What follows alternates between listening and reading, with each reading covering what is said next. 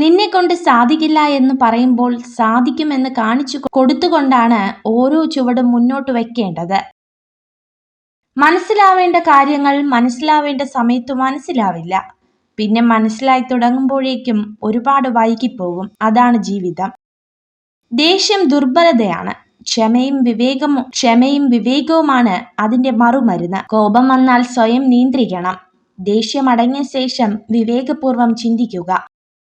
ഒരാൾക്ക് എന്തെല്ലാം കുറവുകൾ ഉണ്ടെങ്കിലും എളിമയുള്ള അയാളുടെ സ്വഭാവം പലപ്പോഴും കുറവുകൾ ഇല്ലാതാക്കുന്നു. ജീവിതത്തിൽ വേദനിപ്പിക്കുന്ന പരീക്ഷണങ്ങളും പ്രതിസന്ധികളും ഒക്കെ ഉണ്ടാകും. അവിടെ നാം അസ്വസ്ഥരാകരുത്. അനുഭവങ്ങൾ നമ്മെ കൂടുതൽ കരുത്തുറ്റവരാക്കും. കുറ്റപ്പെടുത്തലുകൾ നമ്മെ ശക്തരാക്കും. നിങ്ങളെ മനസ്സിലാക്കാത്ത മനുഷ്യരുടെ നേരെ മെല്ലെ കണ്ണുകൾ അടയ്ക്കുക. കണ്ണു തുറന്ന് നോക്കേണ്ടത് നിങ്ങളുടെ കുറവുകളോടുകൂടി നിങ്ങളെ സ്നേഹിക്കുന്ന മനുഷ്യരിലേക്കാണ്.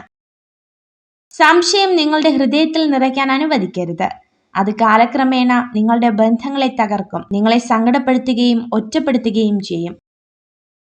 പ്രതികൂലമായ ഏതവസ്ഥയിലും നേരിടാനുള്ള ഒരു ചെറിയ സാധ്യതയെങ്കിലും ഉണ്ടാകും. തളർന്നിരിക്കാതെ അത് കണ്ടെത്തിയാൽ അവയെ മറികടക്കാനാകും. 1000 പുസ്തകങ്ങളിൽ നിന്നും 10,000 പാഠങ്ങൾ പഠിച്ചാലും സ്വന്തം ജീവിതത്തിൽ നിന്ന് പഠിക്കുന്ന പാഠങ്ങളെക്കാൾ മികച്ചതാകില്ല അവയൊന്നും. ഇന്നലകളുടെ നഷ്ടങ്ങളിൽ പരിതപിച്ചും നാളുകളുടെ പ്രതീക്ഷകളിൽ ഉത്കണ്ഠാകുലരായും ഇന്നിന്റെ മാധുര്യം നുകരുവാൻ കഴിയാതെ അർത്ഥശൂന്യമായ ജീവിതം നയിക്കരുത്. ഇല്ലായ്മയെക്കുറിച്ച് മാത്രം ചിന്തിച്ചു കൊണ്ടിരിക്കുന്നത് കൊണ്ടാണ് ഉള്ളിൽ തൃപ്തി വരാത്ത മനുഷ്യർ എന്തിനോ വേണ്ടി പരക്കം പായുന്നത്. നിങ്ങളുടെ മനസ്സിന്റെ മുൻവാതിലും പിൻവാതിലും തുറന്നിടുക. ചിന്തകൾ കടന്നു വരുവാനും കടന്നു പോകുവാനുമുള്ള അനുവാദം കൊടുക്കുക. വിശ്വസ്തത എന്നത് ഏറ്റവും മൂല്യമുള്ള ഒന്നാണ്. സമൂഹത്തോടും സാഹചര്യത്തോടും സത്യസന്ധത പുലർത്തുമ്പോൾ നാം വിശ്വസ്തരായി മാറും. ആരിൽ നിന്നും എപ്പോൾ വേണമെങ്കിലും ഉപദേശങ്ങൾ സ്വീകരിക്കാം. പക്ഷെ അവസാന തീരുമാനം നമ്മുടേതായിരിക്കണം. ഒരവസ്ഥയും സ്ഥിരമല്ല.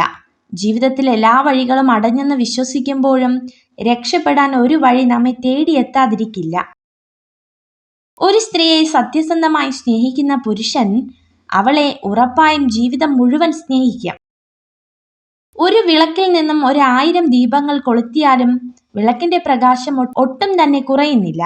അതുപോലെ തന്നെ സ്നേഹവും അറിവും എത്ര പങ്കുവച്ചാലും തീരുന്നില്ല. നിങ്ങൾ ഈ വീഡിയോ കണ്ടതിന് നന്ദി.